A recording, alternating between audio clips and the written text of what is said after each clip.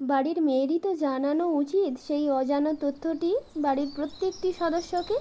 দিনটি ছিল 22শে শ্রাবণ, আমাদের বিশ্বকবি কবিগুরু রবীন্দ্রনাথ ঠাকুরের প্রয়াণ দিবস। তাই আমার পক্ষ থেকে, আমার পরিবারের পক্ষ থেকে এবং আমার ভালোবাসার মানুষের পক্ষ থেকে কবিগুরুকে বলতে চাই, হে কবি, লহ প্রণাম। করজোড়ে নতমস্তকে তোমার প্রণাম জানাই। কি মনটা ভারাক্রান্ত করিয়ে দিলাম বুঝি? না না, খুশির খবরও আছে। ওই যে শ্রাবণ মাস, আগস্ট মাস এলেই অনেক অনেক খুশি হয়ে যাই আমরা। ওই যে পথপতিয়ে উঠতে থাকে আমাদের জাতীয় পতাকা, স্বাধীনতার আনন্দ, ডানা মেলা মুক্ত পাখির মতো নীল দিগন্তে আমরা উড়ে বেড়াই। এবার আসি আমার কিছু কথায়। নমস্কার, কেমন আছেন সবাই? টিএসএলডি ব্লগসের নতুন এপিসোডে সবাইকে স্বাগত জানাই।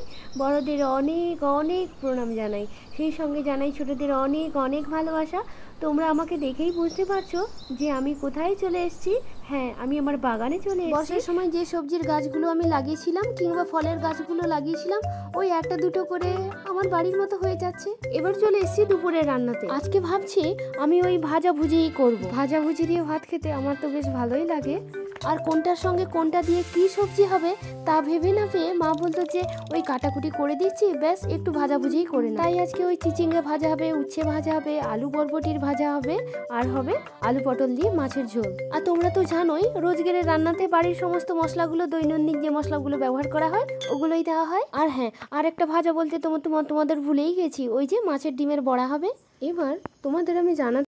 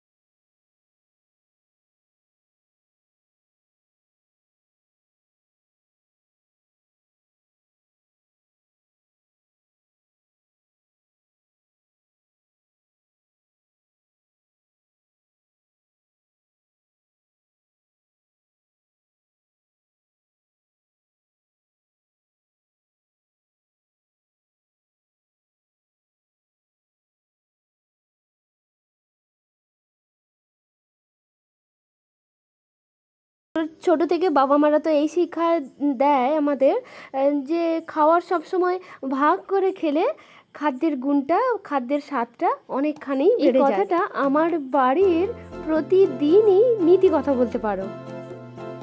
আজকে একটা আমি তৈরি করব, ট্রেন্ডিংয়ে চলছে এখন ছানার জিলিপি। তাই বাড়িতে যথেষ্ট পরিমাণ দুধ ছিল, ওই 1.5 লিটারের বেশি হবে, কম নয়।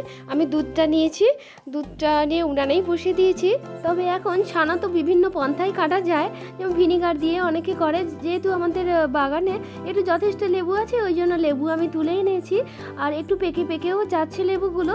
ওই যে আমার বাগান দেখছো যে ছেঁড়া বস্তাতে করেও লাগানো আছে ওই লেবুর চারাগুলো, ওখান থেকে আমি কি করছি, মানে যতটা লাগে 3-4টা মতো আমি লেবু তুলে এনেছি। আর বাড়িতেও কিছু ছিল লেবু, দেখা যাক কতটা কীরকম লাগে লেবু। আর মা বলছে কি যে ছানাটা যখন কাটবে ওই লেবুতে একটু ভালো স্বাদ হয়, মানে ছানা কাটলে।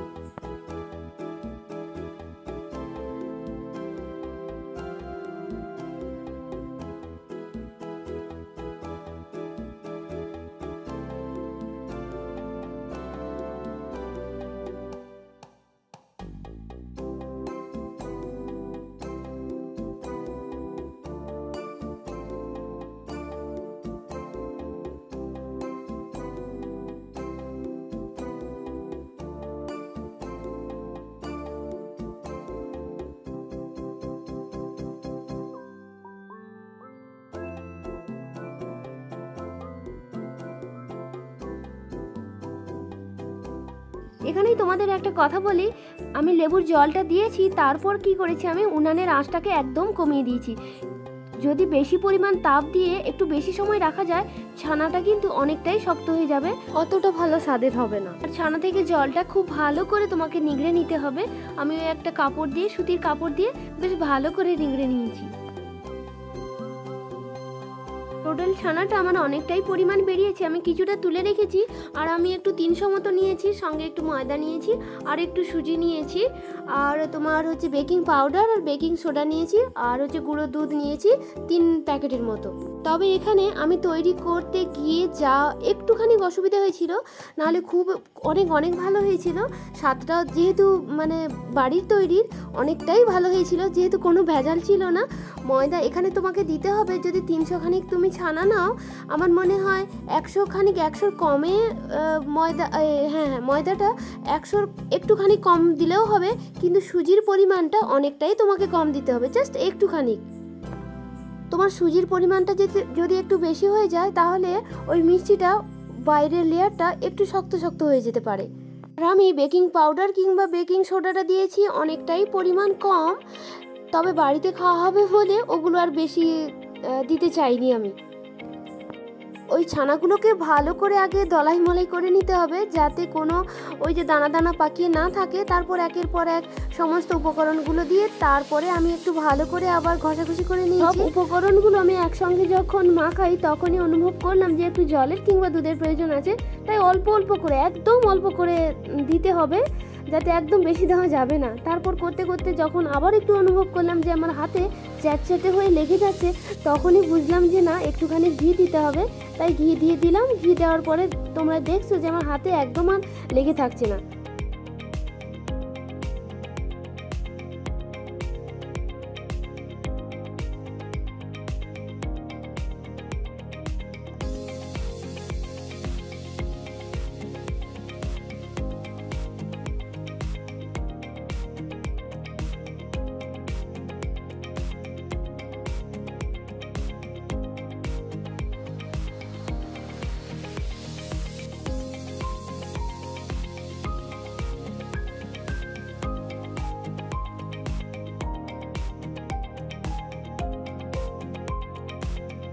ছানার আকারটা আমার দেওয়া হয়ে গেছে। আর এই সময় ভাজতে হবে কি, যে তেলটা একদম হালকা গরম অবস্থায় তোমাকে এগুলো দিতে হবে, নাহলে ভেঙে যেতে পারে। তাই হালকাভাবে আঁচটা ধিক করে জ্বলবে, আস্তে আস্তে করে তোমাকে ভেজে তুলে নিতে হবে।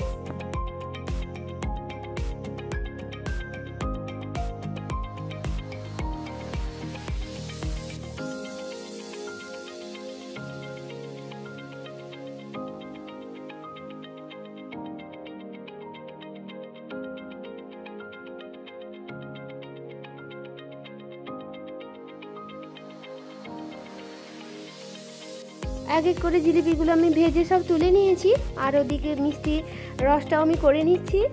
চিনিগুলো আস্তে আস্তে জলে মিলে যাবে আর এক তারের মতো হবে, সেই অবস্থায় ওই জিলিপিগুলো সেখানে ছেড়ে দিতে হবে।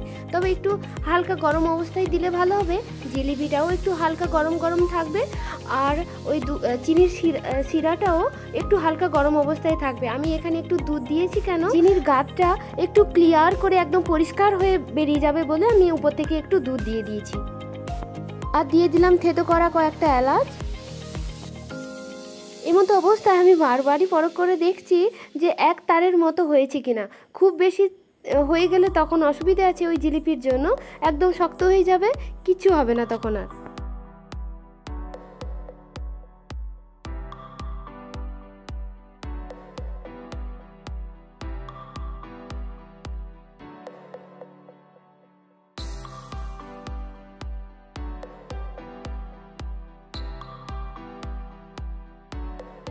সত্যি আমি ভাবতে পারিনি যে এত সুন্দর একটা মিষ্টি আমি তৈরি করতে পারবো, স্বাদে গন্ধে অতুলনীয়।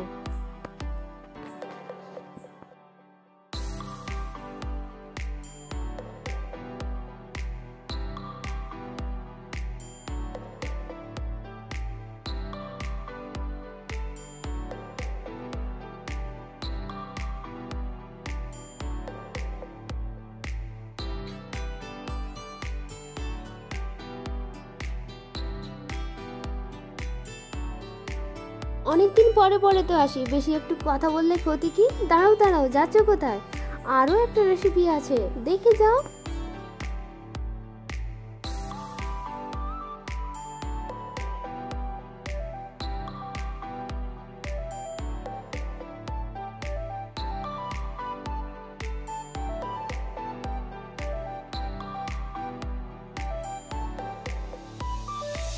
এটা ছিল চিংড়ি মাছের বাটি চচ্চড়ি, যেটা জ্বালনের কোনো প্রয়োজন নেই। ব্যাস রান্নাবান্না শেষ করলে উনান টুনান নাতা দিয়ে ভালো করে পরিষ্কার করে দিলে তারপর একের পর এক সমস্ত মশলাগুলো দিয়ে ব্যাস বসিয়ে দাও। একটু দাও সরিষা বাটা, পেঁয়াজ বাটা, লঙ্কা, নুন, হলুদ, আদা,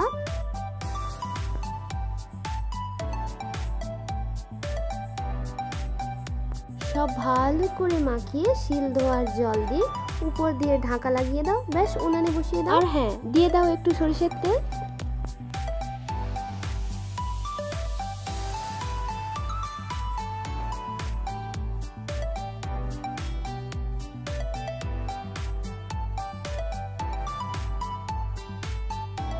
যেটা তুমি উনানের কাছে না বসেও করতে পারবে, বাড়ির অন্যান্য কাজ এই সময় তুমি সারতে পারবে, আর ওদিকে দুপুরের সময় রান্নাটাও হয়ে যাবে তোমার।